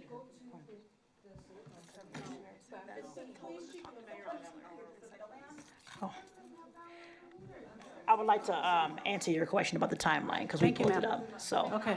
I'll answer if I could answer the question about the timeline, just to answer your question, I'm sorry. Thank you, ma'am. It's not a touchpad. I'm not One that moment, fancy. that's all right, one moment. Thank you. We're gonna get it up here, we're gonna get it together. So they have intake, and then within 3 days of receiving your complaint, they have a case number that's assigned to it. And then within 7 days of getting your complaint, they notify you of the case number by email. If you do not provide any contact information, they are not able to send you a case number. So you file a complaint, give them some information, they can reach you. Within 30 days of receiving your complaint, they gather evidence, they may contact you during this step, and then they look, within 30 days of receiving the complaint again, they investigate the case, refer the case, and they decide how to do, let me rephrase that. Within 30 days of getting your complaint, they make a decision how to route the case. Investigate the case, refer the case, dismiss the case, et cetera, et cetera. They make a decision at that time within 30 days of receiving the complaint. Within 180 days, there's an investigation that ensues. Does that answer your question, Ms. Aisha?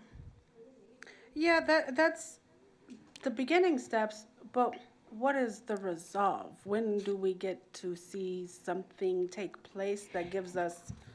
And that's what I was referring to in terms of a union. So if someone files a complaint against you as a worker, you have the right to have a say in what happens in terms of, I agree with that thing, I don't, I want to grieve it, I want to challenge that. That process goes through that process. We can't control how long that process takes, right? Because it depends on the individual Yeah, it goes employee. through arbitration. Yeah, so the individual employee makes a decision on that. When is Chief O'Hare's review, and can we sit in on that? Can you sit, I would have to refer to the city if you can sit in. I don't know if we, you mean Can the we public comment? or? Is the review board taking comments from the public I would have to on defer. his performance? We would have to get that answer to you at the next meeting. So we'll write that one down. 'Cause My I don't know, His contract expires December 31st. yeah, but I can't tell you in And terms how of do the we process. make sure that's not renewed? You can talk to your council member, give them your concerns. He's responsible for at least 5 deaths, and I've kept track of over 2,000 wrongfully incarcerated individuals in Hennepin County. And that's about 5% of the 11 wrongfully incarcerated in the state. Thank you. So that's a big percentage to come out of his jurisdiction alone. Okay, thank you. Thank you. Michelle Gross? I just want to say, too, in terms of Commissioner discipline, Point of you order, may please. never Commissioner see Point of order, the please. result of a Commissioner Gray-Sherman, complaint. we have Point of order. order, please. Point of order. We are here to listen. We are here to listen to the public. More people have signed up. Let's do that. Michelle Gross. So I used the case earlier of Ebony Dobbins to illustrate the fact that the problems haven't been solved. I wanted to point out a couple of things. One is, again, that today the police chief came out and said, I back my guys 100%. Now, the videos that we got show that Ms. Dobbins and her children are in their living room, having been roused from the bed by gunfire, by gun pointing. And they're in the middle of their living room, and she's saying, I need you to leave my house. It's 2 in the morning on a Wednesday, or Thursday morning by then. She's telling them, I need you to leave my house. And one of the officers leans over to her face and says to her, you're not in charge of this, I'm in charge of this. I'd like to know how that comports with policies 5-104 and 5-109, because I'm pretty sure they don't. This is one of the problems with coming out with these policies now. The effort to gather input on the policy started last July. We're in May of the next year. These policies should have been finalized, should have been put together into training, and the Minneapolis police should be getting trained on these policies right now. Because there's been so much foot dragging, and the other question I guess I've got, and I don't know if you'll answer this question or not, I certainly hope you will, is that's these policies. What about the use of force policies? When are you all going to have an event to gather input on the use of force policies, which to me are arguably some of the most important policies and some of the worst written, frankly. I'm very concerned about those use of force policies. And the fact that we are sitting out here this long without any ability to have feedback. Now, our organization went ahead and spent hundreds of hours as volunteers submitting feedback. By the way, I will mention that back when all of this first started with your policy work, we offered to share our policies and our work with you. We were roundly and rudely treated and told, we don't give a damn about what you all did. Go the hell away. Stop bothering us, community. Get the fuck out of here. That's pretty much what your guys said to us. That's right. Okay? And excuse my language, but that is the truth. You all treated us so rudely and so badly that I stopped coming to meetings after that. Because why? I was just getting myself angry and wasting my time. Thank you, Michelle. Jay Yates.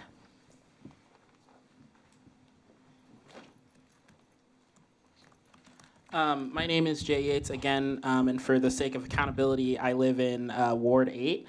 And not only do I have a question about how anything that Chief Brian O'Hara did around the Moturi or Lucier cases demonstrated neutrality, respect, trustworthiness, or any of these pillars of procedural justice that you just put forward. And this illustrates exactly what we're talking about. Putting forward a nicely worded policy does not protect us from police violence, and it doesn't protect families that are fighting for justice for their loved ones after the police have botched their investigation.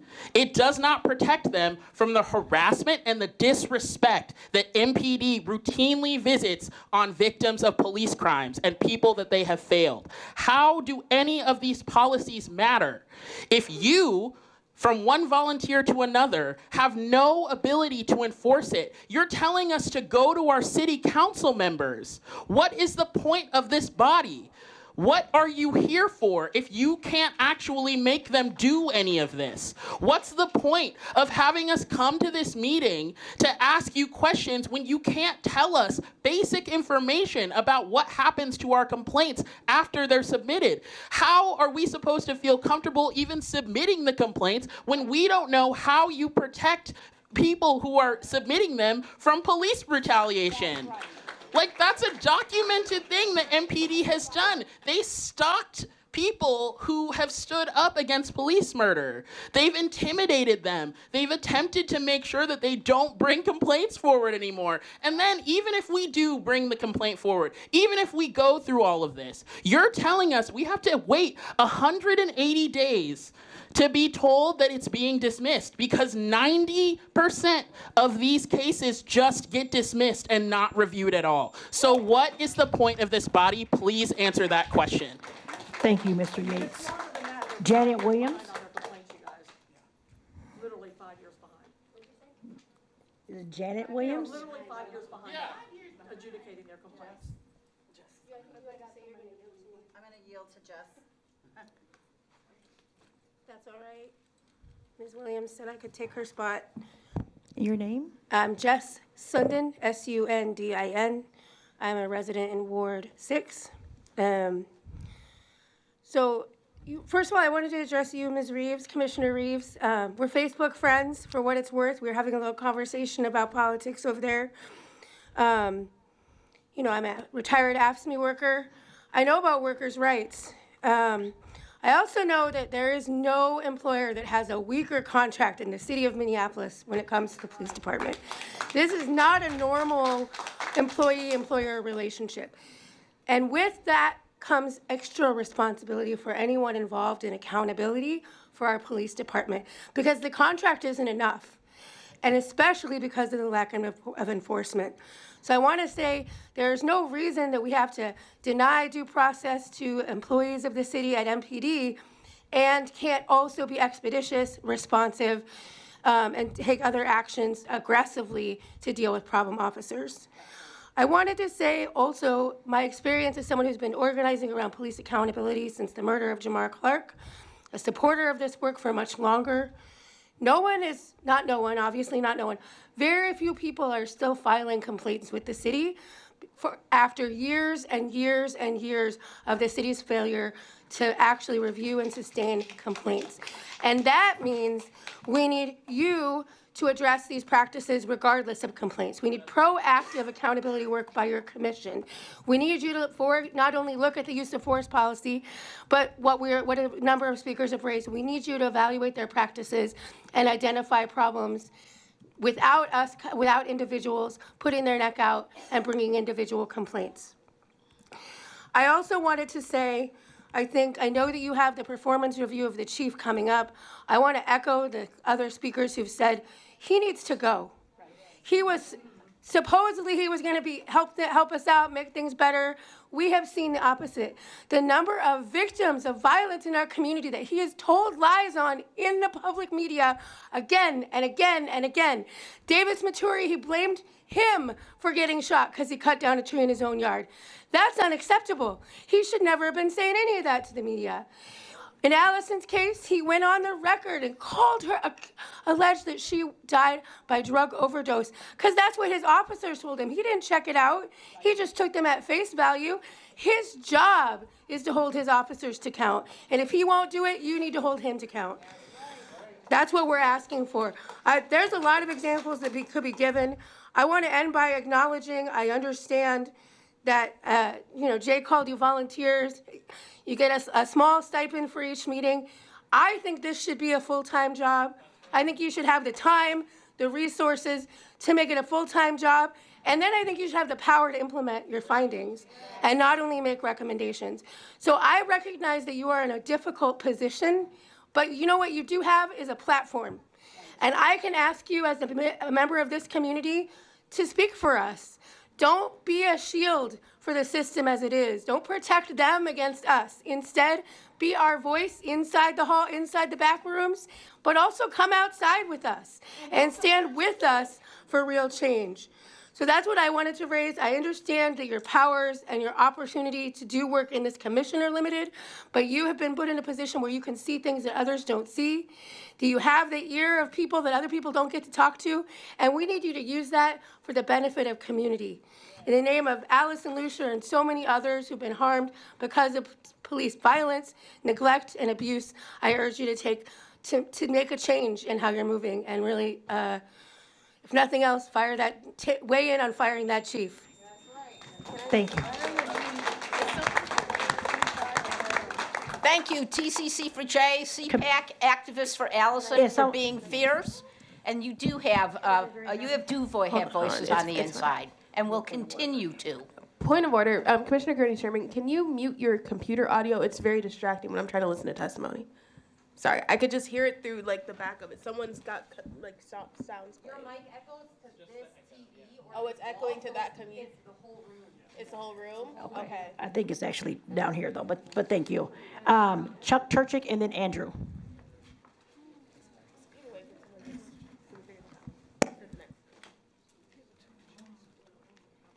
Still Chuck Turchick, still Ward 6. I One minor thing, I noticed on one of your slides that it said we encourage residents of Ward 9 to apply for the CCPO. What you mean is you encourage anyone to apply for the CCPO. You don't have to be a resident of Ward 9 to occupy the Ward 9 seat. I know that because my first representative on this commission did not live in Ward 6. And this is because the city attorney's office, which I've already insulted, interprets one per ward in a very weird way. They interpret that as meaning that each member of the city council who nominates a commissioner, we have to have one from each of those council members. Now, no court's going to interpret one per ward in that fashion. I guarantee it. If I had enough money, I'd sue the bastards about this. A couple of other points. The ALIFA group talked to officers, and I don't know if it was in focus groups or just general groups. And one of their comments that they received was that officers wanted clear policies, and that was one of the 3 lessons that you put in one of your slides. And I have looked at and I've read the 300 case summaries that came out when the Police Conduct Oversight Commission, those are the anonymized reports that you're just starting to get. I looked at all 300 plus of those, and I've read all of them. And I don't recall, maybe I forgot it, I don't recall a single one where the case turned on the fact that the policy wasn't clear to the officer. The policies are fine. That instance has never arisen, at least in the cases that we had received case summaries for, which wasn't all of them. But I looked at all the 1,000+ case synopses, and that didn't seem to be a factor in any of those as well. So the policies are clear enough for the officers. Now that I've insulted policies, I'd like to make a policy suggestion. The policies that you have looked at talked about de-escalation Chuck, in a couple of places. Can I have you submit that in writing? Well, I'd like to say this one orally, if I might. In order to be an officer, you have to be recertified in your ability to shoot a gun every single year. You never have to get certified, even in the first place, let alone recertified every year to show your expertise in de-escalation tactics. What does that show? What does that say about what is important for the Minneapolis Police Department? That's what I think you should have suggested in those paragraphs that dealt with de-escalation when you reviewed those policies. Andrew, before you come up, Chuck, I just want to say that we do want someone from Ward 9. They really want to make sure that that area has someone on the commission. So that's why there was an emphasis on Ward 9. So they would like for Ward 9 that someone lives in Ward 9 to apply for the commission. They didn't want to make that sure when my board wasn't. They want to make sure And it did that have Ward, applicants. yeah, we want to make sure that there's someone from Ward 9 recognizing the Point unique. of clarification? Yes. Point of clarification, it was the council person who requested that. Yeah, so Council Chavez, thank you, requested that it was someone from Ward 9, so we really want to try to get someone from Ward 9. So if you know someone, please have them apply by May 18th. Thank you. I have 2 basic comments. The first is, when we're talking about policy, it's really hard to come up and make really general statements. The specific wording is very important. In the non-racial profiling policy, it says members may take into account the reported descriptors of the suspects as long as it's credible, reliable, recent, and locally based information, and they can be used in the same way regarding height, weight, and clothing. What if I said woman in the red shirt? But what the police, that's not very specific right now, or what the police like to use is black, male, 15 to 25. That's too broad. But it's hard to eliminate that kind of thing without being able to look at the specific language where you could include something like it has to significantly narrow the pool of suspects. Now, I do want to regard what Michelle was talking about when we did share our policy recommendations. An email that we got back along the lines of, should we work with CUAPB, said, I disagree, as we have a lot of very important secrets concerning powerful conspiratorial interests reaching all the way to the vending machine at the end of the hallway. So apparently we have a really sarcastic member that goes on to say, I will not jeopardize our secrets that we have been keeping from CUAPB because they have been identified as a security risk to the conspiratorial interests, and we can't let them in or we'll all lose our sweet vending machine privileges. And we promised in return for our compliance in said conspiratorial goals. Also, using my government connections, I hacked into your website and found your policies you want to keep secret from us. You can find them here, and we were very open about them. So, I do not think that's really extending an arm to the community. You guys all have free speech, but I'm not sure that level of sarcasm really is what you guys want to reflect in your statements to the community when they're saying we would like to work with you. Thank you. Stern, he is no longer here. Thank you.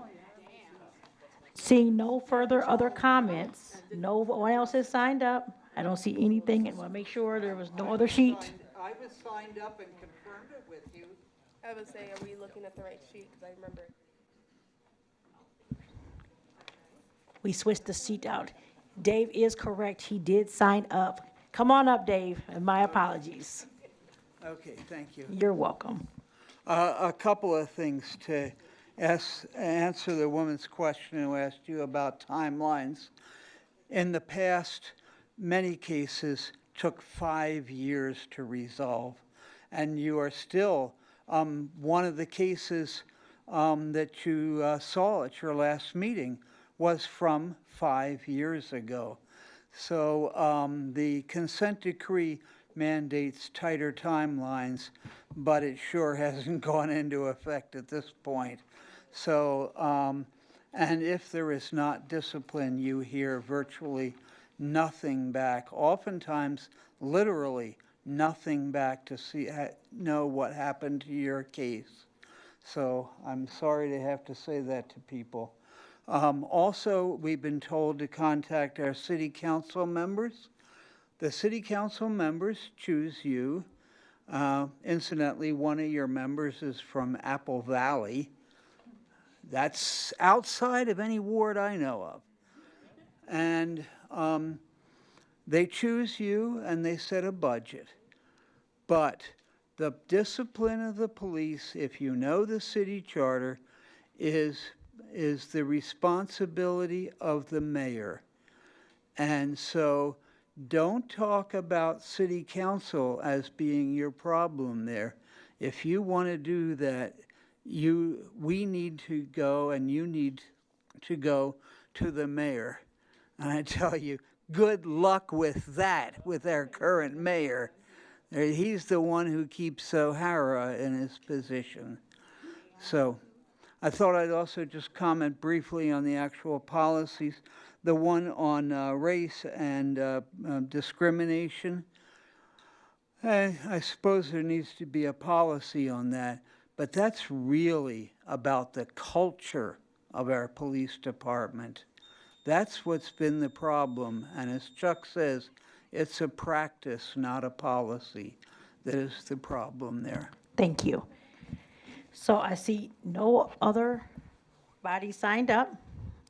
Okay. So I want to thank everyone who participated in this hearing tonight and everyone who spoke or submitted comments. With that, we complete all items and the commission stand adjourned. Thank you very much and have a good evening.